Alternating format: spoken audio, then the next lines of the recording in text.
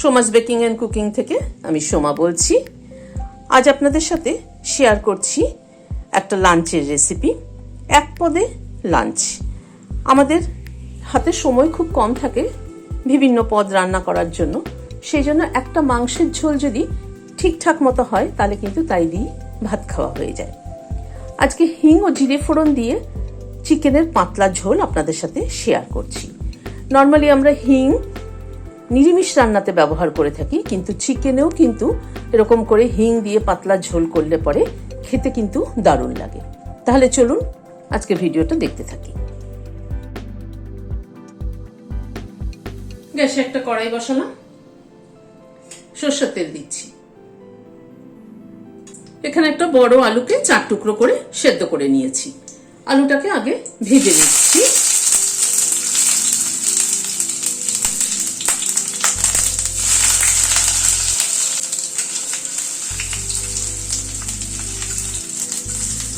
অল্প একটু নুন ছড়িয়ে দিলাম।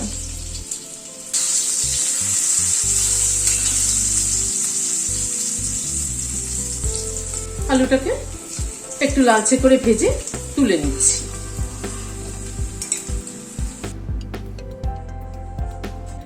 এই সরষের তেলের মধ্যে আর একটু সরষের তেল অ্যাড করছি। প্রথমে ফোড়নে একটা দারচিনির টুকরো ছোট, 2টো এলাচ আর 3টে লবঙ্গ দিয়ে দিলাম। 1/4 টিএসপি জিরে দিলাম।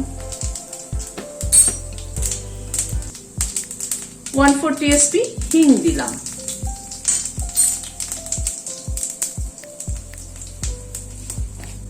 সামান্য একটু চিনি দিলাম কালারের জন্য।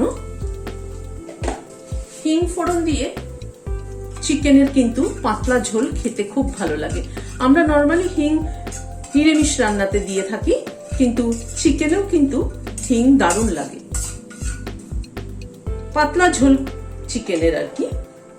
এখানে একটা বড় সাইজের পেঁয়াজ কুচি করে কেটে নিয়েছি, সেটা দিয়ে দিলাম।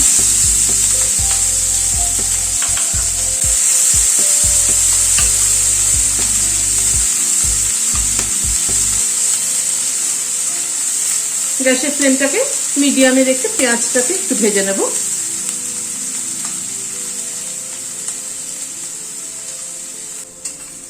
পেঁয়াজটাকে একটু মিনিট 2 মতো ভেজে নিলাম।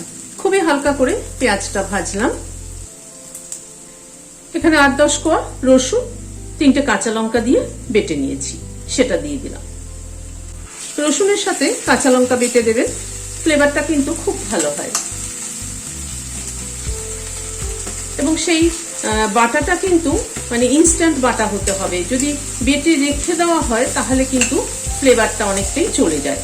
সেই জন্য যখন করা তখনই যদি বেটে দেওয়া হয় তাহলে কিন্তু, বা থেতো করে দেওয়া হয় তাহলে কিন্তু ফ্লেভারটা অনেক ভালো হয়।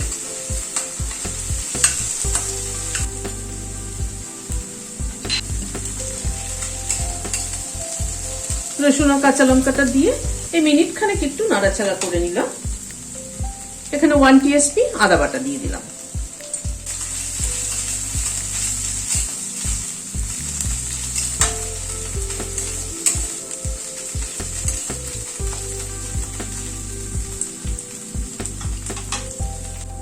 আদা, রসুন, কাঁচা লঙ্কা পেঁয়াজের সাথে আবারও মিনিট 2 মতো ভেজে নিলাম। গ্যাসের ফ্লেমটা কিন্তু একদম কমানো আছে। 1/2 টিএসপি কাশ্মীরি রেড মির্চ দিলাম। 1/2 টিএসপি হলুদ দিলাম। 1 টিএসপি নুন দিলাম। গুঁড়ো মশলাগুলো একটুখানি পেঁয়াজের সাথে একটু নাড়াচাড়া করে নেব।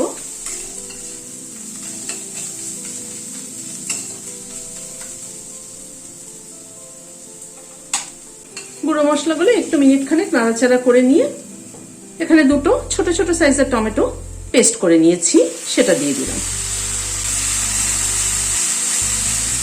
টমেটো পেস্টটাকে একটুখানি মশলার সাথে একটু কষিয়ে নেব।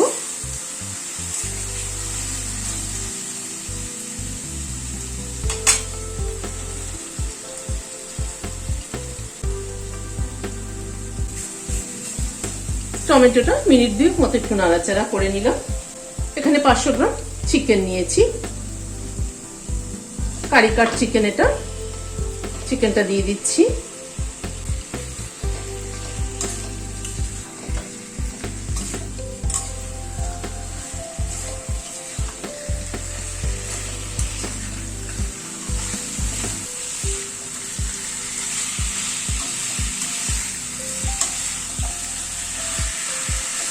এবার চিকেনটাকে মশলার সাথে কষিয়ে নেব। একটু ঢেকে দিচ্ছি, গ্যাসের ফ্লেমটাকে মিডিয়ামে রেখে। প্রায় 5-7 মিনিট মতো ঢাকা ছিল, ঢাকাটা খুলছি। চিকেনটা আরেকটু কষানো হবে।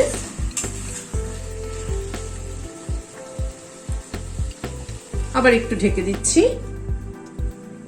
আবারও প্রায় মিনিট 5 পরে ঢাকাটা খুলছি।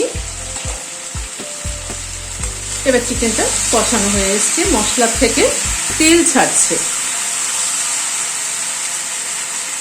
এবারে আলুটা অ্যাড করে দিলাম। আলুটাকে আমি আগে সেদ্ধ করে ভেজে তুলে রেখেছিলাম এই কারণেই যে চিকেনের সাথে যদি আলুটাকে কষাতাম তাহলে কিন্তু আলুটা গলে গেলে চিকেনের ঝোলের কিন্তু সেই টেস্ট হতো না। আবার আমাদের চিকেনের ঝোলে আলু হবে না, সেটাও একটুখানি ভালো লাগে না। চিকেনের ঝোলে, বিশেষ করে পাতলা চিকেনের ঝোলে আলু তো একটুখানি চাই।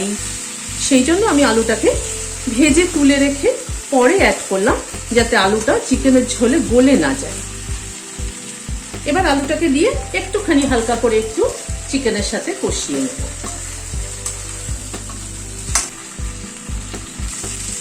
আলুটাকে দিয়ে আবার 2-3 মিনিট মতো একটু কষিয়ে নিলাম। এবার গরম জল অ্যাড করে দিচ্ছি।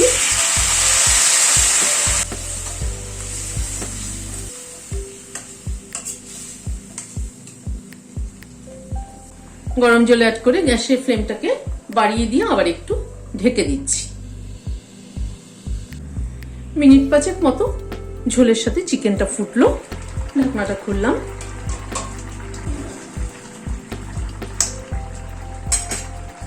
এবার একটু নুন মিষ্টিটা চেক করে নিচ্ছি। নুন ঠিক আছে, কিন্তু চিনি তো আগে যেটা দিয়েছিলাম আমি তেলের উপরে, সেটা কালারের জন্য দিয়েছিলাম। ওটা কিন্তু মিষ্টি হয় না, মানে মিষ্টি হয় না মিন্স মানে নুন মিষ্টি সিজনিং যেটা, সেটা ঠিক হয় না। আবার একটুখানি চিনি দিলাম।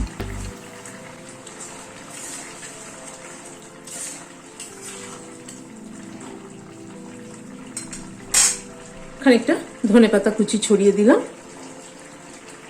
2টো কাঁচা লঙ্কা দিয়ে দিলাম। হিং ফোড়নে চিকেনের ঝোলের কিন্তু দারুণ একটা সুন্দর গন্ধ হয়েছে। আপনারা খেয়ে দেখবেন, এইভাবে আমার মনে হয় ভালো লাগবে। এবার আমি গ্যাসটা বন্ধ করে দিয়ে ঢেকে দিচ্ছি। Standing time 5 minute. আমার আজকের এই ভিডিওটি কেমন লাগলো আমাকে কিন্তু অবশ্যই কমেন্ট বক্সে জানাবেন। ভালো লাগলে লাইক ও সাবস্ক্রাইব করার অনুরোধ রইল। আজ তাহলে এখানে শেষ করছি। দেখা হচ্ছে আবার পরবর্তী ভিডিওতে। ভালো থাকবেন, সুস্থ থাকবেন। নমস্কার।